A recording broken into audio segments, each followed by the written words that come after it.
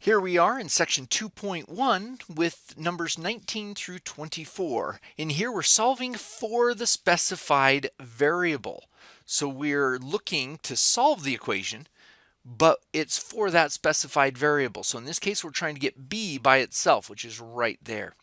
All right, let's go through the steps. Do we have any parentheses? No. Do we have any fractions? No. Do we have many b's? No. So we're all the way down to add and subtract. Let's get rid of everything that's added or subtracted to the b, and that would be subtract c from both sides and subtract d from both sides. So we get a minus c minus d. No simplification at all there, equals b. And b is now by itself. It is solved for. Good. Number 20. 5m minus 7 equals r, and it's for m. So we're trying to get m by itself. Let's go through. Do we have any parentheses? No. Fractions? No. Many m's? No. Add or subtract? Yes. Let's get rid of this one. We're going to add 7 to both sides. Plus 7, we get 5m equals r plus 7. We just can't simplify that number. But look, we're down at the last step. Divide by 5. Divide by 5, and we get m equals r plus 7 all over 5. Awesome. Next one, number 21. A equals 2 pi rh, and we're trying to get h by itself. So let's circle that guy and say we're trying to get rid of everything else around there. Do we have parentheses? No. Fractions? No. Many h's? No. Adding and subtracting? No, we're down here all the way to step 3. We just divide by the 2, the pi, and the r. 2 pi and r, and we get h equals a over 2 pi r. H is now by itself. Isn't that awesome? Those steps work for even formulas that we don't even know what the answer is.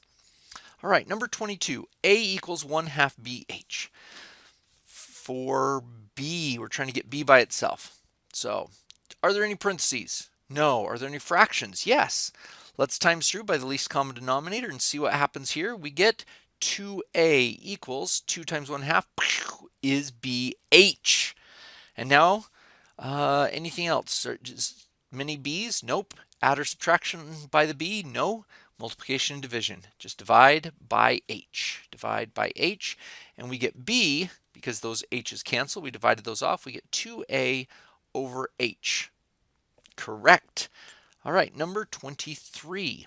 We're trying to solve for m. Let's circle it so we've got it right there. Do we have any parentheses? No. Do we have any fractions? No. Do we have many m's? No. Is there something being added and subtracted on that side? Yes.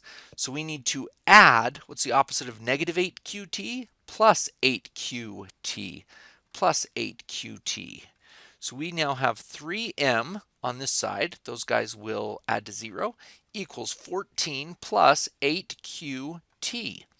Divide by 3, divide by 3, we have m equals 14 plus 8qt all over 3. M is now by itself. We have solved it. That looks kind of like an ugly answer, I think.